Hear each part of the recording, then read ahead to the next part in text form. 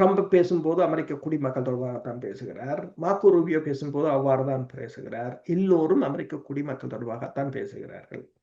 அவர்களின் பாதுகாப்புக்கு அவர்கள் அங்கிருந்து இங்க இந்து சமுத்திர பிராந்தியத்தை கூட அதற்குள் கொண்டு வர போகிறார்கள். வெனிசுலா மீதான நடவடிக்கைக்கு பிற்பாடு அவர்கள் ஒன்றை கூறினார்கள். வெனிசுலா என்ற நடவடிக்கைக்கு பிற்பாடு ஐநாவுக்கான அமெரிக்க தூதுவர் கூறியது வெஸ்டர்ன் ஹெமிஸ்பியர் என்று சொல்றது மேற்கு அரைக்கோளம், கிழக்கு அரைக்கோளம். மேற்கு அரைக்கோளத்தை நாங்கள் வைத்திருக்க போகிறோம், அதற்கு நீங்கள் வர முடியாது என்று சொல்லி.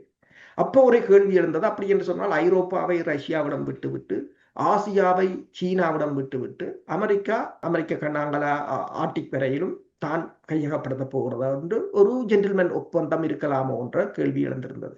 ஆனால் அது அப்படி அல்ல. மேற்கு அரைக்கோளத்தை அவர்கள் கைப்பற்ற போகிறார்கள். அது சாத்தியமோ சாத்தியமில்லை, அது வேறு விடயம்.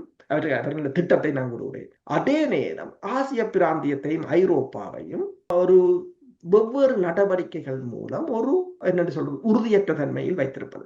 அதுதான் அந்த ஒரு அசைன்மெண்டோட தான் எரிக் மேயர் வருகிறார்.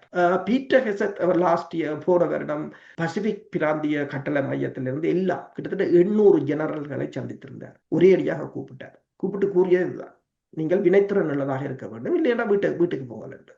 நீங்கள் செய்ய வேண்டியதை கச்சிதமாக செய்து முடியுங்கள் என்றதான் அவற்ற கருத்தாக இருந்தது.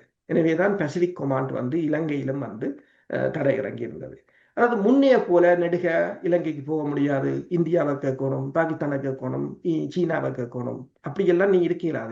இலங்கையில இருக்கிற அசைன்மெண்ட் இருக்குன்னா போயிடறாங்க, என்ன பிரச்சனைன்றா எங்களுக்கு சொல்லு, நாங்கள் தீர்த்து விடுறோம் என்ற ஒரு கருத்தை தான் பீட்டர் ஹெசட் கூறியிருக்கின்றார். அமெரிக்காண்ட பென்டகன் இப்போது போர்த்துறை அமைச்சகம். பீட்டர் ஹெசட் வந்து இப்போது பாதுகாப்பு செயலாளர் அல்ல, போர் செயலாளர் அல்லது போர் அமைச்சர் என்று கூறலாம். அவங்க போர் என்று தான் வச்சிருக்கிறார்கள் இரண்டையும். அப்ப நடக்கிறது இப்ப படைத்துறை ரீதியாகத்தான் இருக்கு. ஒரு தூதுவர் இனி வந்தாலும் அவர் ஒரு படைத்துறை சார்ந்தவராகத்தான் இருப்பார். எனவேதான் இந்த என்ஜிஓக்கள் எல்லாம் கலைக்கப்பட்டு, இந்த நிகழ்ச்சியின் ஆரம்பத்திலேயே நாங்கள் ஸ்டார்ட் பண்ணியிருந்தோம், இந்த 66 என்ஜிஓக்கள் இருந்து விலத்துறது. இனிமேல் என்ஜிஓக்கள் எல்லாம் கரைக்கப்பட்டு இனிமேல் படைத்துறை ரீதியாகத்தான் கையாளப்படும்.